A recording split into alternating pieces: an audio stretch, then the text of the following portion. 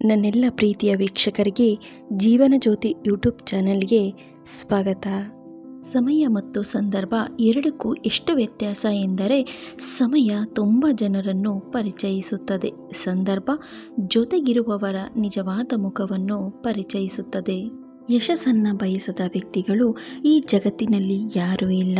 ಇಲ್ಲಿ ಎಲ್ಲರಿಗೂ ಗೆಲುವು, ಯಶಸ್ಸು ಬೇಕು. ಹಾಗಂತ ಇದು ಸುಲಭವಾಗಿ ದಕ್ಕುವುದಿಲ್ಲ. ಅದಕ್ಕಾಗಿ ಸಾಕಷ್ಟು ಶ್ರಮ ಬೇಕಾಗುತ್ತದೆ. ಈ ವ್ಯಕ್ತಿಯಲ್ಲಿ ಈ 3 ಗುಣಗಳಿದ್ದರೆ ಯಶಸ್ಸು ತಾನಾಗಿಯೇ ಹಿಂಬಾಲಿಸುತ್ತದೆ. ಅಂತಹ ಗುಣಗಳು ಯಾವುವೆಂದು ನೋಡೋಣ. ಬದುಕಿನಲ್ಲಿ ನಾನು ಎಂದಿಗೂ ಸೋಲಬಾರದು. ಸದಾ ಗೆಲುವು ನನ್ನದಾಗಬೇಕು. ಗೆಲ್ಲುತ್ತಾ ಗೆಲ್ಲುತ್ತಾ ನಾನು ಯಶಸ್ಸಿನ ಶಿಖರವನ್ನು ಏರಬೇಕು ಎಂಬ ಆಸೆ ಎಲ್ಲರಲ್ಲೂ ಇರುವುದು ಸಹಜ. ಆದರೆ ಯಶಸ್ಸು ಖಂಡಿತ ಸುಲಭವಾಗಿ ಸಿಗುವುದಿಲ್ಲ. ಯಶಸ್ಸಿಗಾಗಿ ಸಾಕಷ್ಟು ಪರಿಶ್ರಮ ಬೇಕು. ಜೊತೆಗೆ ಈ 3 ಅಂಶಗಳು ಇದ್ದರೆ ಯಶಸ್ಸು ನಮ್ಮನ್ನು ಹಿಂಬಾಲಿಸುವುದರಲ್ಲಿ ಅನುಮಾನವಿಲ್ಲ. 1. ಯಶಸ್ಸಿಗೆ ತಾಳ್ಮೆ ಬೇಕು. ಮಾಡಿದ ಪ್ರತಿಯೊಂದು ಕೆಲಸವೂ ಉತ್ತಮ ಫಲಿತಾಂಶವನ್ನೇ ನೀಡುವುದಿಲ್ಲ. ಕೆಲವು ಪ್ರಯತ್ನಗಳು ವಿಫಲವೂ ಆಗಬಹುದು. ಯಶಸ್ಸು ಇಂದಲ್ಲ ನಾಳೆ ಸಿಕ್ಕೇ ಸಿಗುತ್ತದೆ.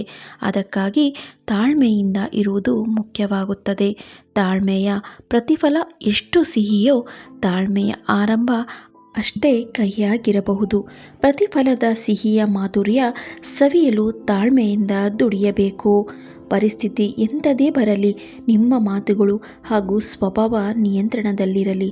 ಸಂದರ್ಭಗಳು ಮನುಷ್ಯನ ನಿಯಂತ್ರಣವನ್ನು ಮೀರಿದ್ದು, ಆದರೆ ಮನುಷ್ಯನ ನಡವಳಿಕೆಯು ಖಂಡಿತವಾಗಿಯೂ ಅವನ ನಿಯಂತ್ರಣದಲ್ಲಿದೆ.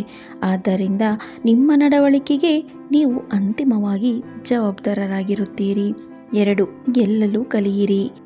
ಯಶಸ್ಸಿನ ಪಯಣ ಆರಂಭಿಸಿದ ನಿಮಗೆ ಮೊದಲು ಹಿನ್ನಡೆಯಾಯಿತು ಎಂದಾಗ ಹೆದರಿ ಓಡಬೇಡಿ. ನಿಮಗೆ ಎದುರಾದ ಸೋಲು ಕೆಲಸವನ್ನು ಹೆಚ್ಚು ಶ್ರದ್ಧೆಯಿಂದ ಮತ್ತು ಸತತವಾಗಿ ಮಾಡಲು ಪ್ರೇರೇಪಿಸುತ್ತದೆ. ಸೋತರೆ ಗೆಲ್ಲುವುದನ್ನು ಕಲಿಯಿರಿ. ನೀವು ಮೋಸ ಹೋದರೆ ಜಾಗರೂಕರಾಗಿರಲು ಕಲಿಯಿರಿ. ಸೋಲನ್ನು ನಿಭಾಯಿಸಲು ತಿಳಿದಿರುವ ವ್ಯಕ್ತಿಯು ಗೆಲ್ಲಲು ತಿಳಿದಿರುವ ವ್ಯಕ್ತಿಗಿಂತ ಹೆಚ್ಚಿನ ಯಶಸ್ಸನ್ನು ಸಾಧಿಸುತ್ತಾನೆ. 3. ನಿಮಗಾಗಿ ಸಮಯ ಮೀಸಲಿಡಿ. ಪ್ರತಿದಿನ ನಿಮಗಾಗಿ ಸಮಯವನ್ನು ಮೀಸಲಿಡಿ.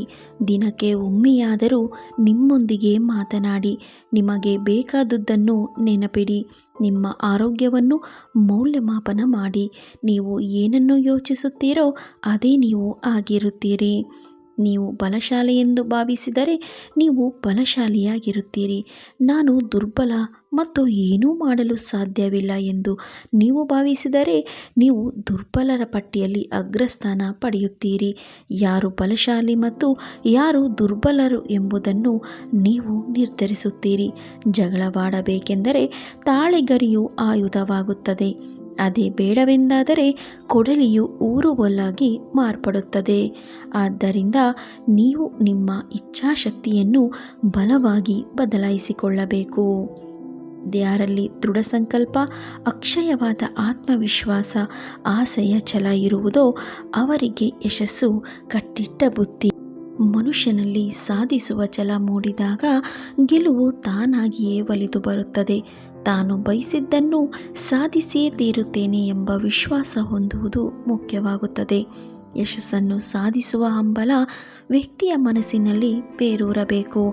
ಆಗ ನಮಗೆ ಬೇಕಾಗಿದ್ದನ್ನು ಪಡೆಯುವುದು ಸುಲಭವಾಗುತ್ತದೆ.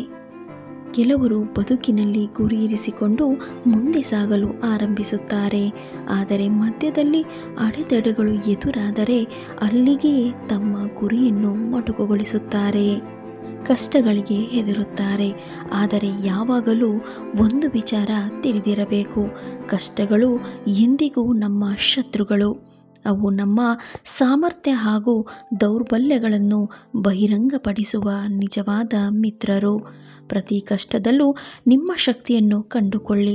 ನಿಮ್ಮ ದೌರ್ಬಲ್ಯಗಳನ್ನು ಹೇಗೆ ಜಯಿಸಬೇಕು ಎಂಬುದನ್ನು ಸಹ ಕಲಿಯಿರಿ. ಎಲ್ಲವನ್ನು ಅತಿಯಾಗಿ ಯೋಚಿಸುವುದನ್ನು ನಿಲ್ಲಿಸಿ. ಯಶಸ್ಸನ್ನು ಸಾಧಿಸಲು ಬಯಸುವವರು ಅತಿಯಾದ ಆಲೋಚನೆಗಳಿಂದ ಮೊದಲು ದೂರವಿರಬೇಕು.